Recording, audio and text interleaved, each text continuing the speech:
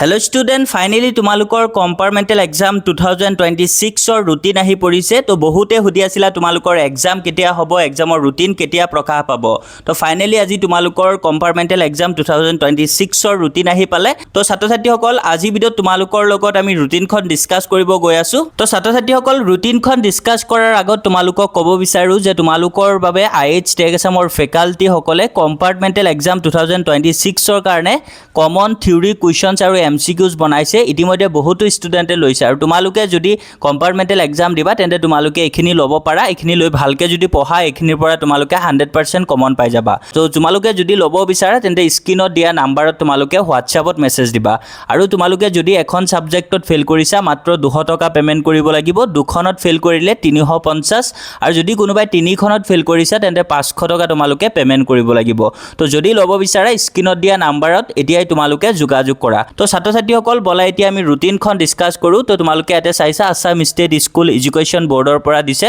গুৱাহাটী 21 তো তোমালোকৰ HSLC compartmental examination 2026 ৰ হয় তো তোমালোকৰ মৰ্নিং শিফটত আছে 9 ৰ পৰা 12 লৈকে আকৌ আফটাৰনুনত আছে 1:30 ৰ পৰা 4:30 লৈকে এক্সাম টাইম তো ছাত্ৰ ছাত্ৰীসকল তোমালোকৰ এক্সাম ষ্টাৰ্ট হ'ব 29th মেৰ পৰা তোমালোকক মই আগতেও ভিডিঅ'বোৰত কৈ আছিলো যে মে এন্ডিংত তোমালোকৰ এক্সাম ষ্টাৰ্ট হ'ব তো প্ৰথম দিনা एग्जाम আছে তোমালোকৰ মে 29th ফ্ৰাইডে তো তোমালোকৰ প্ৰথম দিনা যিসকলে এমআইএল সাবজেক্টত ফেল কৰিছা বা ইংলিশ আইএলত যদি তোমালোকে ফেল কৰিছা তেন্তে তোমালোকে সাবজেক্টৰ এক্সাম দিব পাৰিবা মৰ্নিং টাইমত আৰু যদি কোনোবাই এৰাবিক ইলেক্টিভ সাবজেক্টত ফেল কৰিছা তেন্তে এৰাবিক ইলেক্টিভ সাবজেক্টৰ এক্সাম আছে আফটাৰনুনত 1:30 ৰ পৰা 4:30 PM লৈকে তো তোমালোকৰ 29 মেত আছে এমআইএল যাৰ যোনটো এমআইএল সাবজেক্টে আছে 29th মে মৰ্নিং টাইমত আছে আৰু ইলেক্টিভ এৰাবিকটো আফটাৰনুনত আছে তাৰপিছত নেক্সট এক্সাম আছে 30 মে তোমালোকৰ মৰ্নিংত আছে সোশিয়াল সায়েন্স তো সোশিয়াল সায়েন্সত বহুত ষ্টুডেন্টে ফেল কৰিছা তো তোমালোকে সোশিয়ালত যিসকলে ফেল কৰিছা 30 মে তোমালোকে সোশিয়ালৰ এক্সাম দিব পাৰিবা কম্পাৰ্টমেন্টেল এক্সাম আকৌ তোমালোকে কোনোবাই যদি জিওগ্ৰাফি ইলেক্টিভ বা হিষ্টৰী ইলেক্টিভত ফেল কৰিছা তেন্তে তোমালোকে জিওগ্ৰাফি বা হিষ্টৰী ইলেক্টিভ সাবজেক্টৰ এক্সাম আফটাৰনুনত দিব পাৰিবা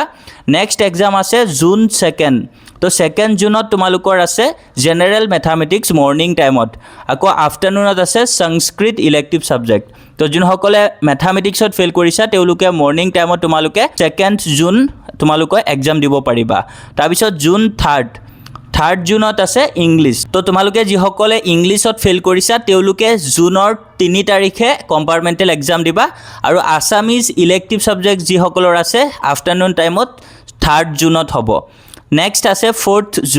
জুন 4th আছে জেনাৰেল সায়েন্স তো জেনাৰেল সায়েন্সৰ এক্সাম মৰ্নিং টাইমত আছে 9 AM ৰ পৰা 12 তাৰপিছত ইলেক্টিভ কমাৰ্স সাবজেক্ট যদি কোনোবাই ফেল কৰিছা আফটাৰনুনত এক্সাম দিব পাৰিবা নেক্সট জুন 5th তোমালোকৰ যিসকল ষ্টুডেন্টে হিন্দী ইলেক্টিভত ফেল কৰিছে বা এডভান্স মেথমেটিক্স বা কম্পিউটাৰ সায়েন্স ইলেক্টিভত ফেল কৰিছা তেওঁলোকে মৰ্নিং টাইমত এই ইলেক্টিভ সাবজেক্টখিনিৰ ভিতৰত যদি তোমালোকে ফেল কৰিছা তেন্তে এক্সাম দিব পাৰিবা তো ছাত্ৰ ছাত্ৰীসকল এইখনে আছিল তোমালোকৰ কম্পাৰ্টমেন্টেল এক্সাম 2026 ৰ ৰুটিন তো তোমালোকে ৰুটিনখন চাবা ৰিয়েল হয় ৰুটিনখন তো তোমালোকে বাকি এক্সামৰ কাৰণে ভালকে প্ৰিপাৰেচন কৰা আৰু আমি দিয়া কমনখিনি ভালকে পঢ়া তেন্তে তোমালোকে ইজিলি সব কমন পাই যাবা বাকি তোমালোকৰ কিবা ডাউট থাকিলে তোমালোকে কমেন্টছত জনাবা তো ছাত্ৰ ছাত্ৰীসকল ৰুটিনখন আমি আমাৰ হোৱাটছআপ চেনেলত দি থৈছো তোমালোকে যদি আমাৰ হোৱাটছআপ চেনেলত আছা তাতে তোমালোকে পাই যাবা তো আমাৰ হোৱাটছআপ চেনেলৰ লিংক এই ভিডিঅ'ৰ পিন কমেন্টত দিয়া আছে তাতে ক্লিক কৰি তোমালোকে আমাৰ হোৱাটছআপ চেনেলত জয়েন হৈ যাব পাৰিবা তো আজিৰ ভিডিঅ'ত এখিনি আছিল আশা কৰো ভিডিঅ'টো তোমালোকৰ বাবে হেল্পফুল আছিল